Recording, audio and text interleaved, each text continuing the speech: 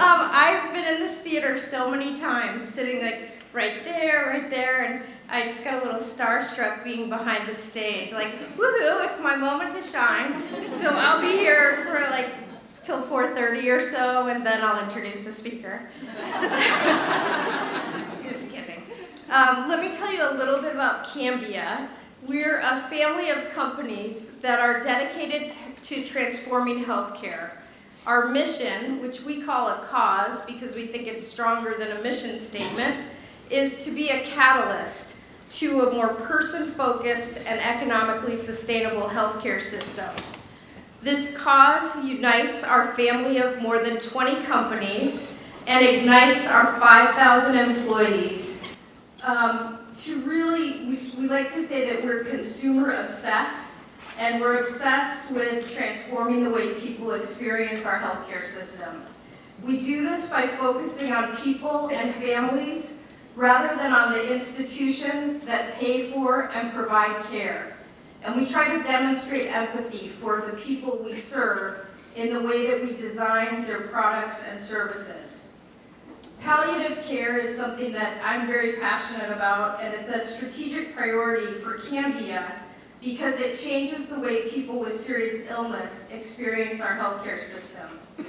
And it provides an example of what person-centered and family-oriented care looks like for the rest of our system. It's all about relationships, not transactions. It's about focusing on what matters to people instead of what's the matter with them. And it's about social justice, ensuring that all people, no matter who they are, or what they do, or where they live, have equitable access to high-quality health care.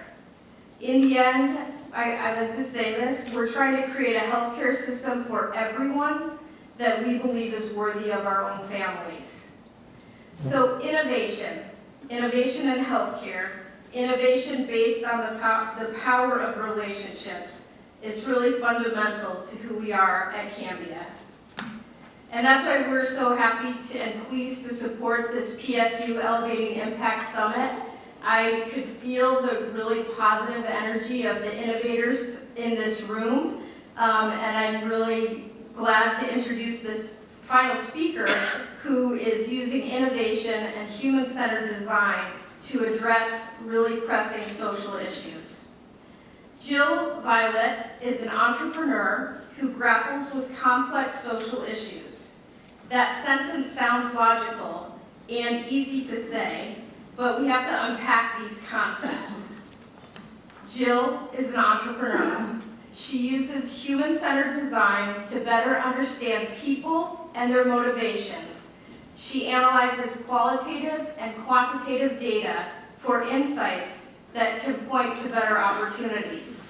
And like the Pitch Fest finalist you heard today, she maps cause and effect in systems to gain insights about what is enabling or inhibiting progress.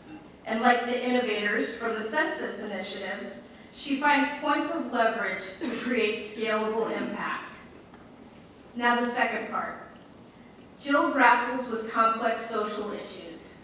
Did you know that schools, my husband's a 6th grade teacher, schools spend $4 billion a year on substitute teachers, and that roughly 15% of substitute openings aren't being filled. Jill noticed that the job of a substitute, as it is today, isn't highly valued. And so she launched Substantial, a new nonprofit initiative redesigning how we recruit, train, and support substitute teachers in order to maximize their time for teaching and learning. Long before Jill launched Substantial, she started an organization called Playworks. Have any of you guys heard of Playworks? Between 2000 and 2010, in schools across America, research was being defunded and kids were suffering. Jill started an initiative to provide these schools with a comprehensive, affordable sports and recreation program that leveraged community resources to meet the needs of children. Now Playworks is supported by more than $32 million in grants from the Robert Wood Johnson Foundation, and it has nearly 700 employees in 23 offices around the country. That's a pretty amazing story. The organization reaches over 1 million children at 2,500 elementary schools. The majority of those kids are from low-income families and neighborhoods. I'm really pleased, and you guys probably know this, we have a thriving Playworks chapter right here in Portland. So Jill Vialet is a social entrepreneur, and we are so pleased to have her with us at Portland State University's Elevating Impact Summit. Please join me in welcoming Jill Vialet.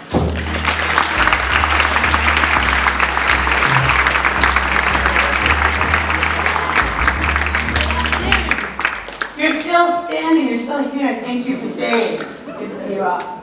I wanted to start, I always like to lead with gratitude, so wanted to start by thanking all the speakers who have come before and who have raised so many interesting questions and thoughts. I personally am wrestling with the very pressing question of why have I never dressed up like an Amish woman and gone to a tech conference?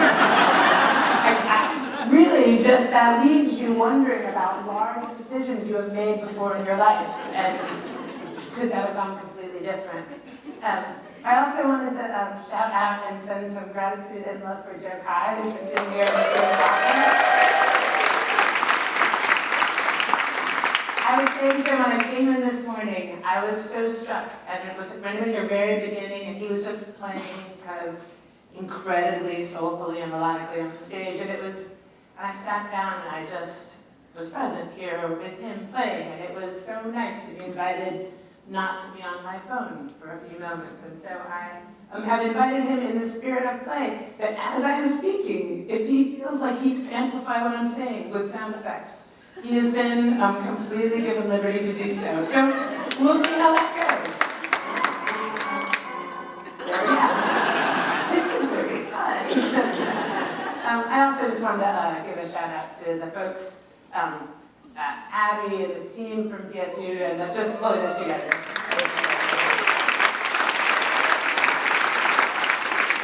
And then to all of you for being here and spending your time doing this today. We each make so many choices every moment about where to be and how to show up. And this room has just felt warm and caring, and love has been present, and we need more of that. So thank you all. So congratulations on that.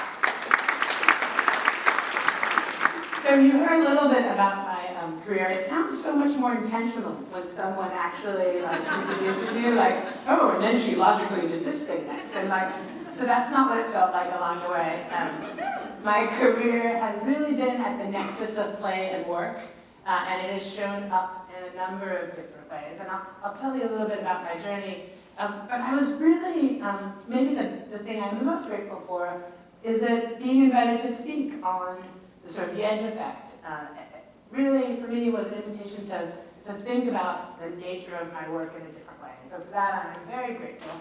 I will also, I think people have been on the spectrum, some people being extra metaphorical and some people being kind of more in the literal about the edge effect. Just for clarity's sake, I am fully, all the way over in the metaphorical sort of space. I got a C in biology in college, and I feel like I, got away with something. Helen Bender's interpretation of poetry class, though, I crushed, so metaphor I'm feeling much more comfortable with. And so I wanted to talk a little bit about the three sort of key implications relevant to how I work, but also what I've been taking away today from listening to everyone else speak about the sort of concept of the edge effect. And I will just, in the spirit of telling you a little bit about, just so you can see the movie that plays in my head when I think about the edge effect, what I am picturing is a forest and a meadow. So this is how literal I am on the whole ecotone concept, right? And then the edge effect is that zone that is right there where the forest hits the meadow. So as I'm talking about it, know that that's what's playing in my head. And so for me, I think there are these three major implications. The first is sort of that when you are in one of these edge zones, metaphorically speaking, that it is an invitation to be suddenly much more aware in the present. right? So if you picture you're walking through the forest, you come to the meadow, that as humans, we suddenly look up in a way that is much more focused. That it is easy when you are in the forest, and you've been in the forest for a while, to coast, to just be in the forest and to assume certain forest-like truths are going to continue to be true. And so the moment when you are transitioning, right, when you are going from that forest to that meadow, is profoundly an invitation to be more present. The second thing is that if you think about that zone where the forest hits the meadow, in some ways it is it's neither forest nor meadow, it is a third thing. It is neither fish nor fowl. It is, in fact, because there are different opportunities and threats that exist in that particular zone, it is just fundamentally different. And I think that in that kind of area of difference, what I have seen is that new opportunities, creativity is sparked, right? Because the creatures that are used to being in one zone, suddenly interacting with new opportunities and threats, respond differently. The heightened awareness that I mentioned before invites you to pay attention in a different way. And frankly, perhaps most importantly, the diversity that kind of ecozone, that edge zone invites and creates. We know that diversity actually creates a richness that is not found in more homogeneous environments. And then the third thing, and for me, this is the big so what. For me, the biggest sort of implication of this metaphor of the edge zone is fundamentally that it lays bare the sheer fallacy of this idea of separateness. In fact, if you think about being present and you think about this third thing being created, you recognize that thinking about the forest and the meadow as being completely independent and unrelated and totally separate, it only reflects this basic human kind of desire to sort of be reductionist and to mechanize things as opposed to acknowledging their complexity, to acknowledge they are living systems, and Esperanza said it so well, to really just get comfortable with our messy interdependence, right? The truth is, the forest needs the meadow needs the forest. They do not exist without one another. They are not opposites. They are absolutely part and parcel of a much larger and complex living system.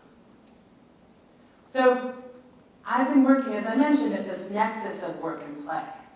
And I wanted to talk a little bit about how these three things, the way that when you are at an edge zone, and for me it's around work and play, how it helps people to become more present, how it creates this third kind of experience, this different kind of experience that sparks creativity, and then also how that this interaction, this convergence actually helps us build the muscles that enable us to wrestle with this messy interdependence.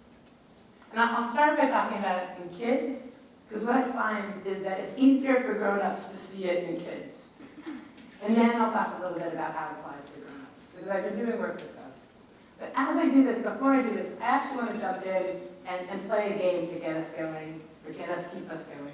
And I noticed that throughout the day, people have been asking you to raise hands if you were a Portland State student, or if you know, have you noticed there's been a lot of clapping in this interview, which I was like, oh, that's great, you're really interactive. I'm going to actually ask for full-on, like, standing up and sitting down. I'm going to make a series of statements. If they're true for you, I'm going to ask you to stand up. Standing up's not working for you. You go ahead and wave your hands up in the air, okay?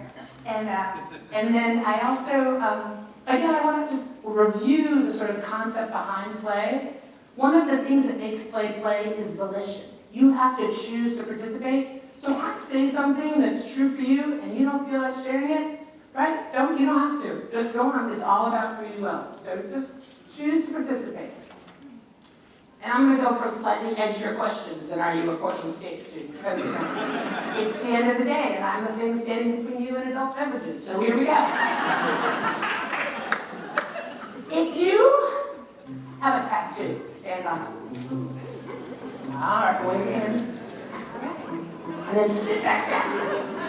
If you're a vegan, stand up. All right. I gotta tell you, I did this in Milwaukee, not nearly so many vegans. So they got. If you've ever been in a musical, stand up. The strong musical crowd. And awesome. Back down. If you have any Justin Timberlake on your MP3 player, stand up. See, again, volition. You don't have to if you don't want to. Awesome. Thank you. Sit back down. If you have ever sought elected office, stand up. Elementary school, student government counts. There we go. And then look at that. Okay, yeah, all right. Thank you. I haven't been giving enough love to the balcony. All right. If you have ever considered getting something pierced and then not done it because you didn't want to tell your mom. Awesome. Thank you. So back down. And I'll just go with an old school one to end. If you wore an item of clothing to your high school prom that was powder blue in color. Thank you. I like that. You gave permission. That was very good. Thank you. Awesome. Here's on that.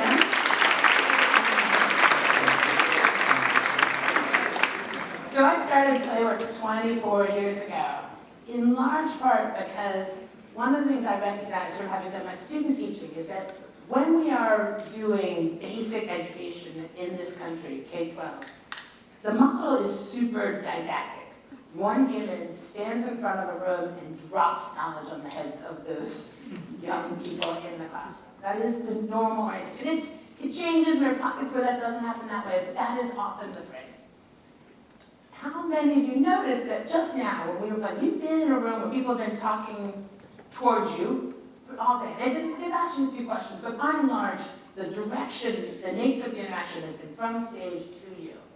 But just now, when you were playing the game, did you notice that the nature of your attention, the cognitive space that you were in while I was asking these questions, that it slightly shifted because potentially it was about you?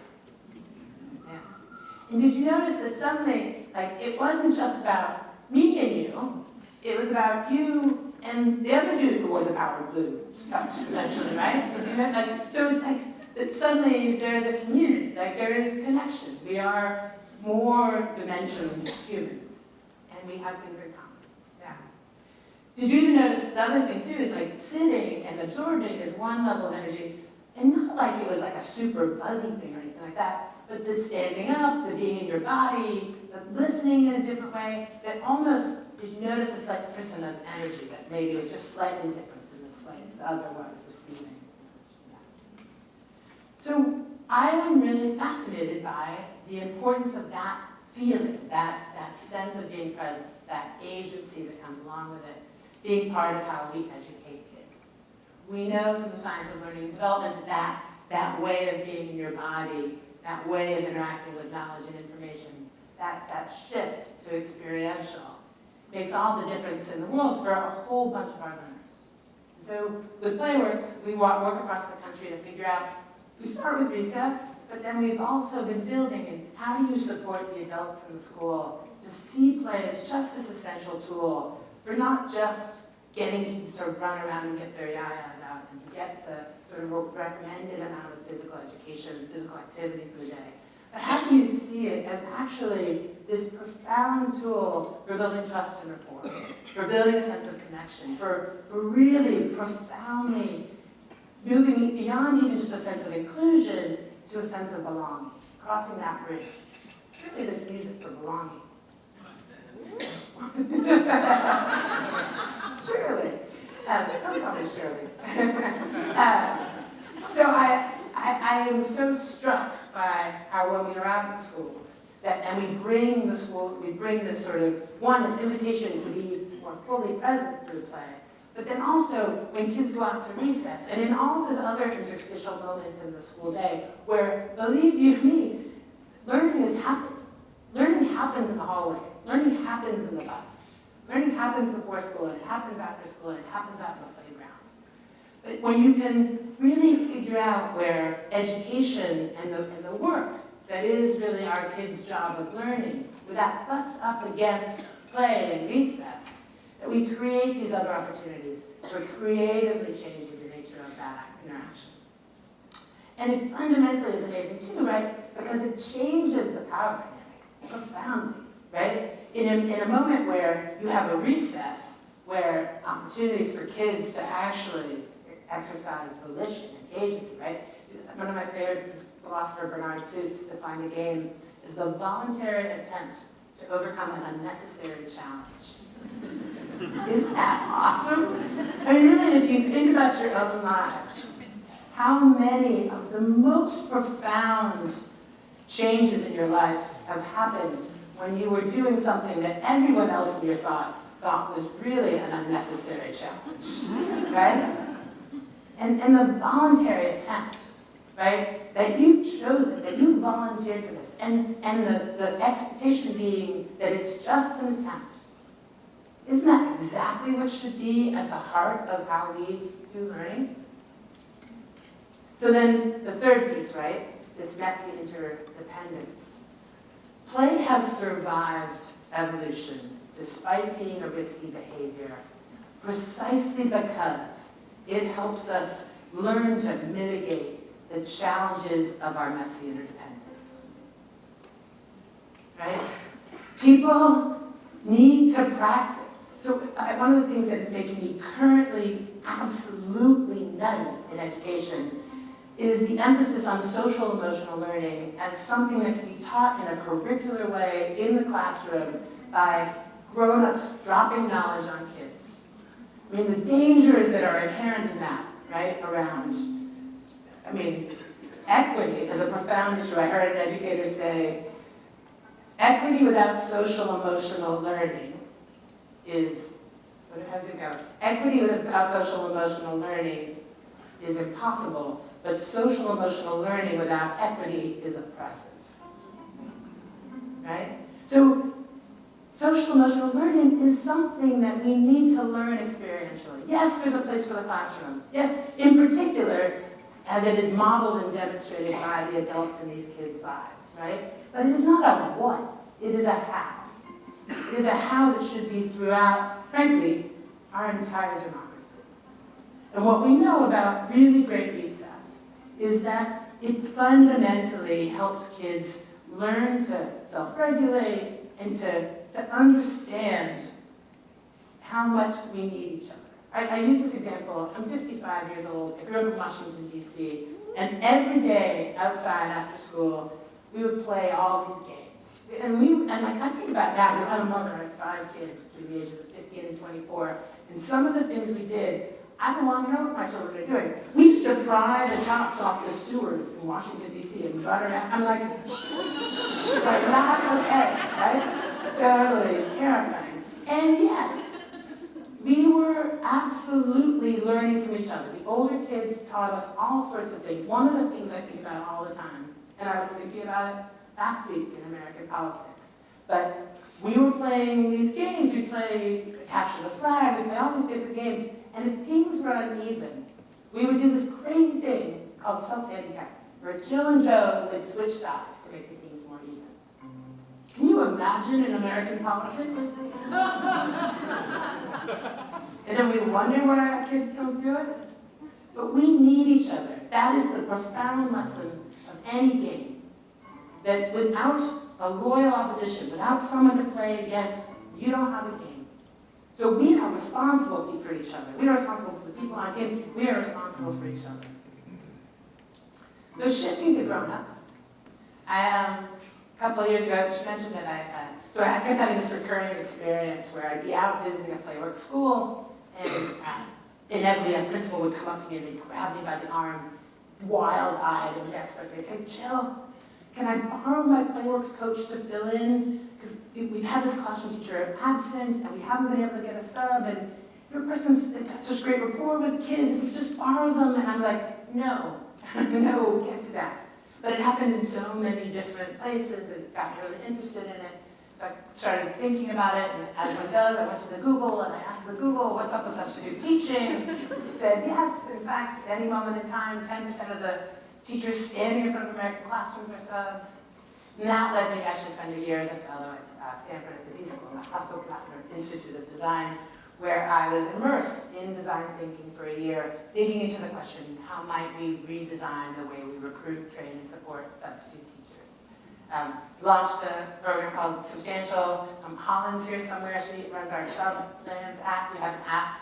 We really dug all this stuff sort of counterintuitively. It turns out you want to change the experience of the substitute teacher. The classroom teacher is the best place to start.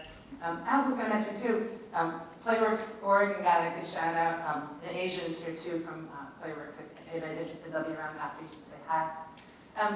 Anyway, the year I spent at the D School was fascinating because I got to see the way in Silicon Valley they were using design as a lever for sparking creativity. They were bringing improv and they were doing all this play. And it was just striking to me because it was a great way to understand how everything I had been seeing in schools with kids and how quickly play brought in an intentional way. And if one designed the student experience in a way that put students at the center of the experience, that if you brought those same principles to the workplace through design, that you could actually have much the same effect. And so spent that year and then working on Substantial, and then about 18 months ago, launched a new for-profit subsidiary of Playworks, bringing play, design, and storytelling to corporations. And it's been mind-blowing. The jury's still out about how I feel about grown-ups in general. I am not entirely convinced about grown-ups.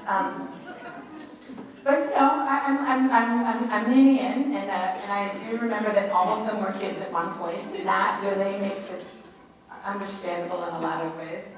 But we've been doing a lot of different workshops and events. We've been working with groups, doing everything from using play to reimagine how paid time off works, or using storytelling to think about how you build meetings that work. We've been using design and gratitude and reflection around how you start a new employee journey. And so again, going back to this edge effect concept, that moment when you go from forest to meadow, right? If any of you were to sit down and do a journey map of your career, I would wager that what you would point out on that journey map were those edge zone moments. You would mark down when you changed jobs to a new job, when you changed partners, when you moved to a new city. It is those moments when you go from the forest to the meadow that actually make the deepest impression.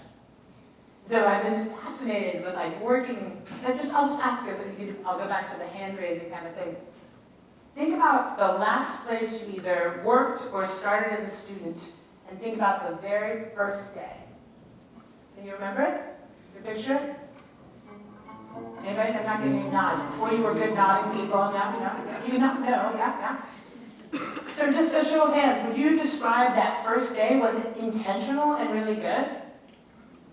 Aww. This is the saddest part of my talk. Okay, yeah, a couple of them. But in general, it is bizarre how we don't actually, as human beings, design these key inflection points to be hugely memorable. There's such an opportunity to build culture and buy-in and love and appreciation, right? You can imagine that a well-designed first day at work or school can make all the difference in how that whole foundational memory track gets laid down in your brain. So that's fascinating to me. So what are the structures we have in our workplaces? And as grown-ups, what is in place to trigger us to be present? Now, I've talked to a couple of people who have mindfulness practices in here, but I know with my own practice, I am so good on the pillow in the morning, but the moment I get up off the pillow, my mindfulness practice is seriously threatened by the commute in the car to work. It is not my mindfulness is suddenly much harder to grasp. And if my partner does anything like point out that perhaps it's Buddha driving in the car next to me, making me crazy as a moment of teaching, I just want to get crankier. You know, like that's not a helpful outlet. But what are the things in our adult lives that trigger us to be present? And then the second thing, right? When you are at a moment, if you think about when you are at a moment that is the adult equivalent of being at an edge, where work and play come together, or where any other kinds of unusual kind of convergences happen. Think about those moments and the creativity they offer. Think about, and I use this example, I've heard a lot of my friends will say, oh, I get the best work done when I'm on a plane. Right? Because when you're on a plane, or when you're on, I love trains personally, from the East Coast, but like when you're on a plane or a train, you're in these slightly out of ordinary moments that I think invite that kind of a different thought process. And then finally, when you think about work, and you think about our messy interdependence, what are the areas of intersection that I think that you think really invite us to recognize our messy interdependence? I will say at Playworks we've been going through a process of really deep work around diversity, equity, and inclusion. Actually working with a group from Portland here, the Center for Equity and Inclusion. If you know them, I could not recommend them more highly. And I will say out loud, as a white woman who is a founder, it has been a really tough journey for me. I think again with Esperanza, who was said earlier, this is a really critical moment in our country's life, and some of us are like, no shit, and others are like, some of us are like, oh, I get it. And even as I say that, I know I don't totally get it.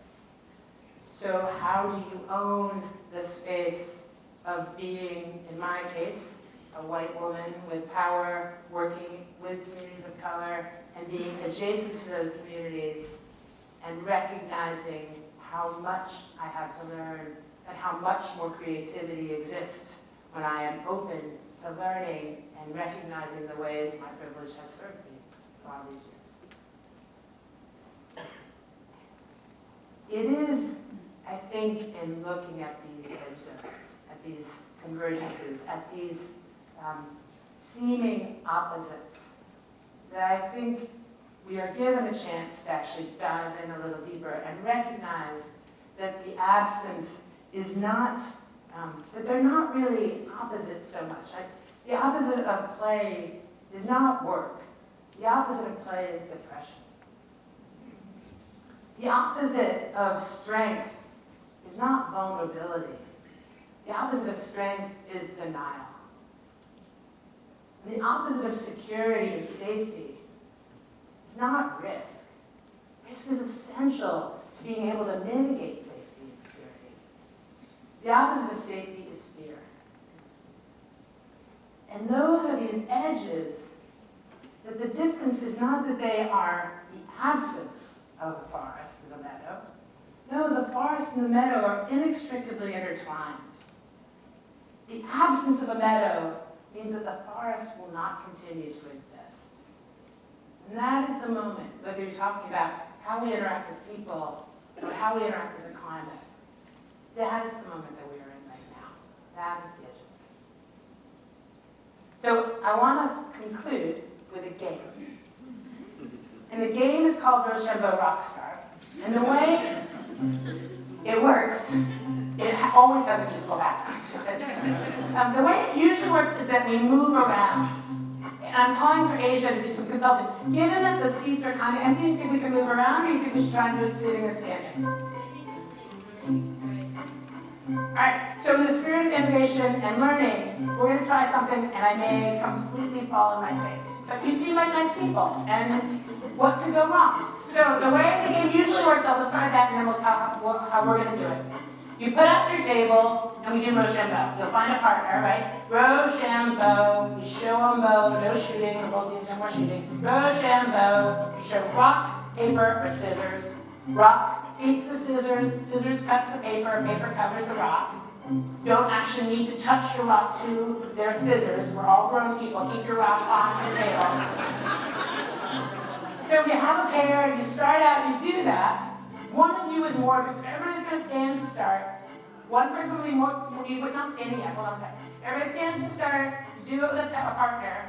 The less victorious person sits down, but becomes a seated, cheering fiend for the person who just defeated them. The victor looks around, either someone is close, or they're going to get farther and farther away, so we're going to have to help each other out. You will then do Rochambeau, and whoever, again, you become seated if you were vanquished. The ever-diminishing number of seated people, ever-diminishing number of standing people, ever-growing number of vanquished people, cheering, and ultimately, by the power vested in the state of Oregon, I get to name the Impact Summit Rochambeau Rockstar Champion of 2020. Does that make any sense at all? All right, so everyone stand if you are able. Find a partner, and on the magic word of impact, begin. Impact.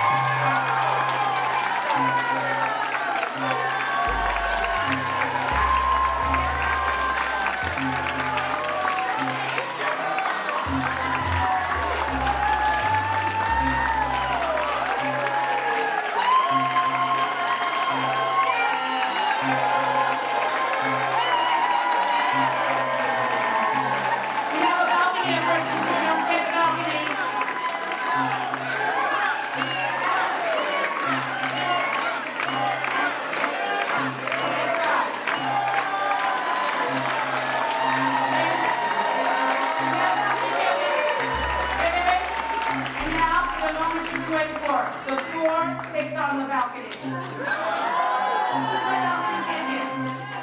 Balcony? Can you see them? Okay.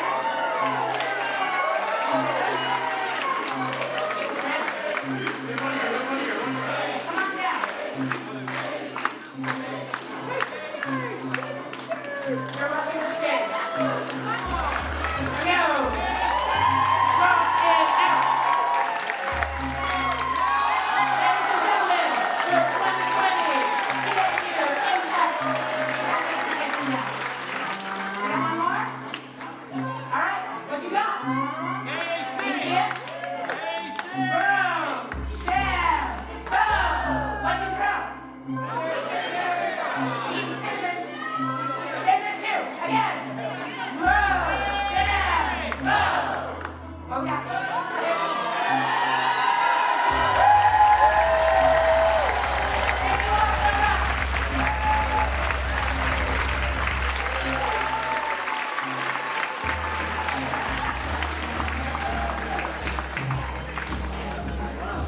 And then a new contender emerges.